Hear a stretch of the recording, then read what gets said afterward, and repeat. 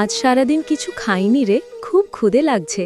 Hulk চুপচাপ কষ্টের চোখে তাকায়, কিছু বলতে পারে না, শুধু মাকে দেখে কষ্ট পায়। হাল্ক বাইরে বের হয়। আকাশ মেঘলা, চোখে রাগ নয়, দায়িত্ব।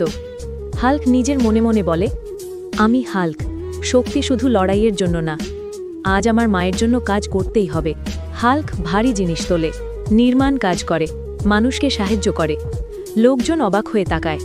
দিন শেষে হাল্কের হাতে কিছু টাকা। হাল্ক বাজারে যায়, বড় তাজা মাছের সামনে দাঁড়ায়। হাল্ক হাসি দিয়ে বলে, এই মাছটাই দিন, আমার মায়ের জন্য। দোকানদার টাকা নেয়, সম্মান দিয়ে মাছ দেয়। হাল্ক ঘরে ঢোকে, হাতে বড় মাছ। মার চোখ ভিজে যায়। হাল্কের মা বলে, এত বড় মাছ তুই আমার জন্য করেছিস? হাল্ক নরম কণ্ঠে, মা, তুমি খুশি থাকলেই আমি খুশি। মা রান্না করছে, ঘরে আলো। হাল্ক পাশে বসে আছে। সত্যিকারের শক্তি মায়ের হাসি।